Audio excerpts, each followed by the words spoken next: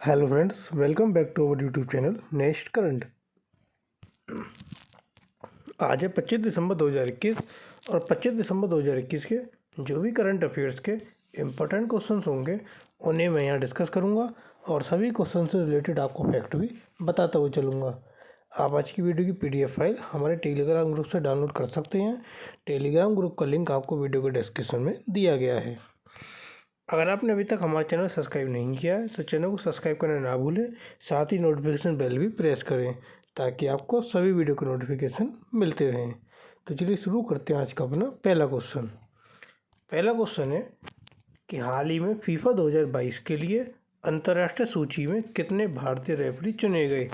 तो फीफा 2022 में अंतर्राष्ट्रीय सूची में जो भारतीय रेफरी चुने गए वो हैं कुल आपके 18।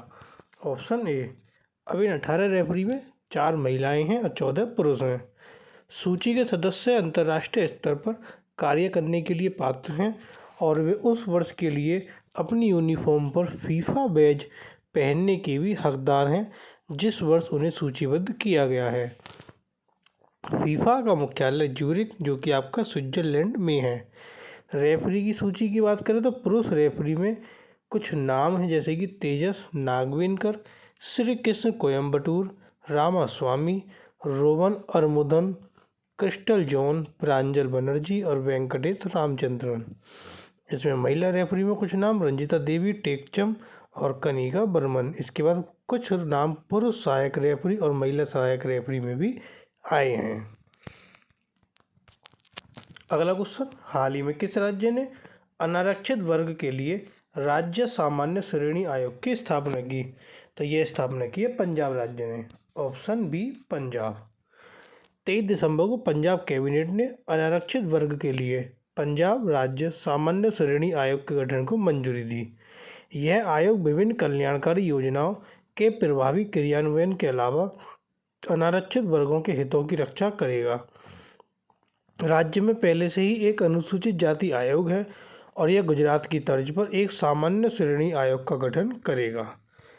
अब ये जो अनारक्षित वर्ग के लिए सामान्य श्रेणी आयोग की स्थापना पंजाब ने की थी, तो पंजाब के बारे में जानते हैं। ये है पंजाब जिसकी राजधानी चंडीगढ़।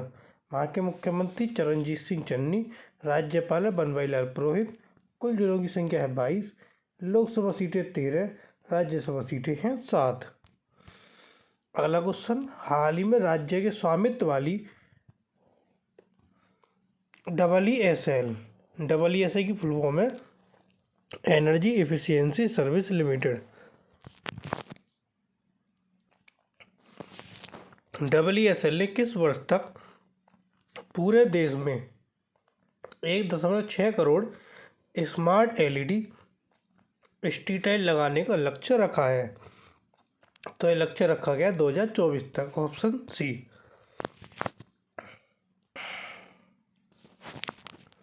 राज्य के स्वामित्व वाली एनर्जी एफिशिएंसी सर्विस लिमिटेड 2024 तक पूरे देश में 1.6 crore smart LED street light लगाने का लक्ष्य लेकर चल रही है। EESL ने MSME मंत्रालय के साथ गठजोड़ किया। LED street lighting national programme के तहत लगाई जाएंगी। प्रधानमंत्री नरेंद्र मोदी ने 2015 में पारंपरिक स्ट्रीट लाइट्स को स्मार्ट और ऊर्जा कुशल LED स्ट्रीट लाइट से बदलने के लिए SLNP लॉन्च किया। EESL के street light national programme SLNP को मुख्य रूप से देश की नगर पालिका या शहरी स्थानीय निकायों में LED लाइट्स लगाने के उद्देश्य से शुरू किया गया था। अगला क्वेश्चन, हाल ही में किसने ऑस्ट्रेलियन ओपन 2022 में वाइल्ड कार्ड प्रविष्टि स्वीकार की। तो ये किसने स्वीकार की, इसको किया एंडी मरे ने स्वीकार। Option D.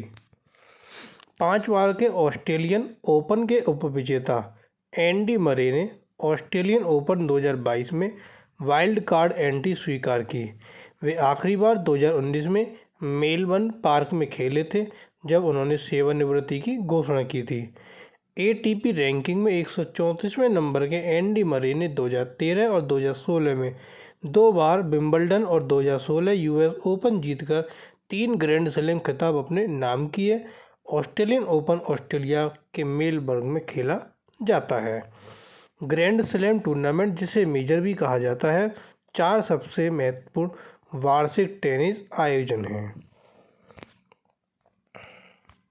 अगला क्वेश्चन, हाल ही में एनर्जी इंटेलिजेंस द्वारा टॉप 100 ग्रीन यूटिलिटीज की रैंकिंग में ग्रीनको ग्रुप की रैंक क्या है? तो इसमें रैंक उसकी है आपकी तीसरी, ऑप्शन ए। एनर्जी ट्रांजिशन में एक भारतीय कंपनी ग्रीनको ग्रुप, इसको एनर्जी इंटेलिजेंस द्वारा टॉप 100 ग्रीन यूटिलिटीज की रैंकिंग में तीसरा स्थान दिया गया। एनर्जी इंटेलिजेंस एक स्वतंत्र यूएस कंसल्टेंसी फर्म है जो एनर्जी मार्केट में विशेषज्ञता रखती है। ग्रीनको शीर्ष 10 में जगह बनाने वाली पहली भारतीय कंपनी है। 7.3 गीगावाट के परिचालन पर पोर्टफोलियो के साथ ग्रीनको के पास भारत का सबसे बड़ा क्रियाशील स्वच्छ ऊर्जा पोर्टफोलियो है। अगला क्वेश्चन, हाल ही में आरबीआई ने कार्ड ऑन फाइल टोकनाइजेशन की समय सीमा को किस महीने तक बढ़ा दिया? तो आरबीआई ने इसे किस महीने तक बढ़ा दिया? इसे बढ़ाया जून 2022 तक, ऑप्शन बी। भारतीय रिजर्व बैंक ने कार्ड ऑन फाइल टोकन की समय सीमा को 6 महीने बढ़ाकर 30 जून 2022 कर दिया। पहले की समय सीमा 31 दिसंबर 2021 थी। Merchant payment alliance of India और alliance of digital India foundation जैसी डिजिटल भुगतान फर्मों द्वारा उद्योग की तत्परता पर अपनी चिंताओं को व्यक्त करने के बाद यह कदम लिया गया। टोकनाइजेशन की प्रक्रिया में वास्तविक कार्ड विवरण को टोकन नाम एक अद्वितीय वैकल्पिक कोड के साथ बदलना शामिल है। अगला क्वेश्चन, हाल ही में मझगांव डॉक शिप बिल्डर द्वारा स्वदेशी रूप से निर्मित किस भारतीय नौसेना जहाज को सेवा मुक्त किया? तो मझगांव डॉक शिप बिल्डर द्वारा जो आपका भारतीय नौसेना जहाज था INS खुकरी, इसको सेवा मुक्त किया गया, ऑप्शन सी। INS खुकरी को 32 वर्ष की शानदार सेवा के बाद 23 दिसंबर को विशाखापट्टनम में सेवा मुक्त किया गया। यह स्वदेश निर्मित मिसाइल वाहकों में से पहला था। वाहक 23 अगस्त 1989 को मझगांव डॉक शिप बिल्डर द्वारा बनाया गया था।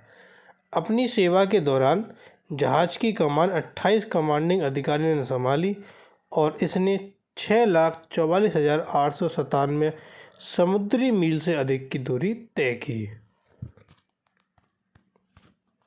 अगला क्वेश्चन, हाल ही में भारत में पेटीएम वॉलेट उपयोगकर्ता को रियल टाइम में पैसे भेजने के लिए किस कंपनी के साथ समझौता हुआ? तो यह समझौता हुआ मनीग्राम के साथ, option D MoneyGram. Paytm payment bank Paytm की एक सहयोगी इकाई और नैस्डैक में सूचीबद्ध मनीग्राम ने साझेदारी में प्रवेश किया। साझेदारी का उद्देश्य वैश्विक स्तर पर मनीग्राम ग्राहकों को भारत में पेटीएम वॉलेट उपयोगकर्ता को रियल टाइम में पैसे भेजने में सक्षम बनाना है।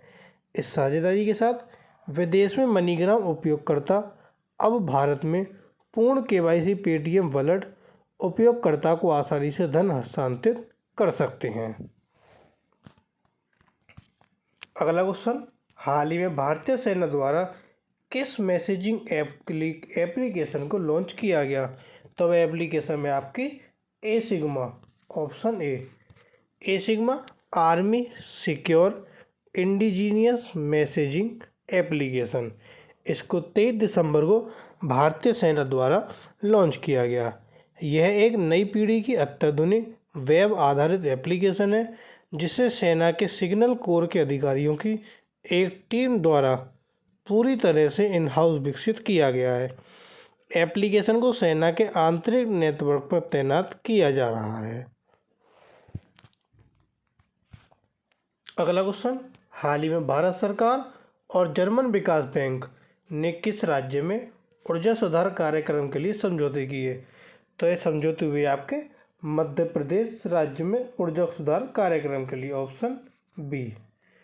भारत सरकार और जर्मन विकास बैंक ने मध्य प्रदेश में ऊर्जा सुधार कार्यक्रम के लिए 140 मिलियन यूरो कम ब्याज ऋण और 2 मिलियन यूरो अनुदान के समझौतों पर हस्ताक्षर किए। इस परियोजना में 2 घटक शामिल हैं। ये स्मार्ट मीटर और एडवांस मीटरिंग इंफ्रास्ट्रक्चर का कार्यान्वयन और कृषि तथा गैर कृषि फीडरों को अलग करना है। यह परियोजना भारत में अधिक स्थिर, सुरक्षित, जलवायु और पर्यावरण के अनुकूल ऊर्जा आपूर्ति में योगदान देगी। अब मध्य प्रदेश के लिए समझौता हुआ, तो मध्य प्रदेश के बारे में जानते हैं। ये है मध्य प्रदेश, जिसकी राजधानी है भोपाल। वहाँ के मुख्यमंत्री शिवराज सिंह चौहान, वहाँ के राज्यपाल मंगूभाई छगन भाई पटेल। कुल जिलों की संख्या 55, लोकसभा सीटें 29, राज्यसभा सीटें 11। अगला क्वेश्चन, हाल ही में किसने क्रिकेट के सभी प्रारूपों से संन्यास लेने की घोषणा की? तो यह घोषणा की है हरभजन सिंह ने। Option C. अनुभवी स्पिनर हरभजन सिंह ने क्रिकेट के सभी प्रारूपों से संन्यास की घोषणा कर दी। वह टेस्ट हैट्रिक लेने वाले पहले भारतीय गेंदबाज हैं। वह अनिल कुंबले, कपिल देव और आर अश्विन के बाद देश के चौथे सबसे ज़्यादा विकेट लेने वाले गेंदबाज हैं। उन्होंने 1998 में ऑस्ट्रेलिया के खिलाफ एक दिवसीय मैच में टीम के लिए पदार्पण किया और 2007 में भारत की विजयी WT20 टीम का हिस्सा थे। अगला क्वेश्चन, राष्ट्रीय उपभोक्ता दिवस कब मनाया जाता है? राष्ट्रीय उपभोक्ता दिवस 24 दिसंबर को मनाया जाता है। Option D. यह दिन उपभोक्ता आंदोलन के महत्व को उजागर करने और प्रत्येक उपभोक्ता के अधिकार और जिम्मेदारियों के बारे में जागरूकता फैलाने के लिए मनाया जाता है। इस दिन उपभोक्ता संरक्षण अधिनियम 1986 अधिनियमित किया गया। उपभोक्ता अधिकार दिवस की थीम प्लास्टिक प्रदूषण से निपटना है। और विश्व उपभोक्ता अधिकार दिवस 15 मार्च को मनाया जाता है। राष्ट्रीय उपभोक्ता दिवस 14 दिसंबर और विश्व उपभोक्ता दिवस 15 मार्च। अगला क्वेश्चन, हाल ही में कौन सा खिलाड़ी अंतर्राष्ट्रीय स्तर पर 2 पदक जीतने वाला पहला भारतीय स्की एथलीट बन गया? तो वह खिलाड़ी बने आपके Anchal Thakur. Option A. Ace Indian skier Anchal Thakur ने दिसंबर 2021 में मोंटेनेग्रो में FIS एल्पाइन स्कीइंग प्रतियोगिता में कांस्य पदक जीता। जॉर्जिया एपिफानियो ने रजत पदक जीता। इसके साथ ही आंचल अंतर्राष्ट्रीय स्तर पर 2 पदक जीतने वाली पहली भारतीय स्की एथलीट बन गई। वह इससे पहले तुर्की में आयोजित 2018 FIS अल्पाइन 3200 कप में कांस्य पदक जीत चुकी हैं। तो ये थे आपके आज के करंट अफेयर्स के इम्पोर्टेंट क्वेश्चन। अब आता है क्वेश्चन ऑफ द टुडे, जिसका आंसर आपको कमेंट बॉक्स में देना है कि हाल ही में किस कंपनी ने सर्वश्रेष्ठ शासित company listed segment large category का पुरस्कार जीता। तो ये पुरस्कार किस कंपनी ने जीता? 4 ऑप्शन आपको यहाँ दिए गए, एक आंसर आपको कमेंट बॉक्स में देना है। और जो कल क्वेश्चन पूछा था कि हाल ही में किस राज्य ने पुलिस विभाग में सभी रैंक के ट्रांसजेंडर को 1% आरक्षण देने का फैसला किया? तो ये फैसला किया था आपके कर्नाटक राज्य ने। Option C. तो ये थे आपके आज के करंट अफेयर्स के इंपॉर्टेंट क्वेश्चन। अगर आपको वीडियो पसंद आए तो वीडियो को लाइक, कमेंट और शेयर जरूर करें। साथ ही साथ अगर आपने चैनल सब्सक्राइब नहीं किया तो चैनल को सब्सक्राइब कर नोटिफिकेशन बेल को जरूर प्रेस करें, ताकि आपको सभी वीडियो के नोटिफिकेशन मिलते रहें। Thank you.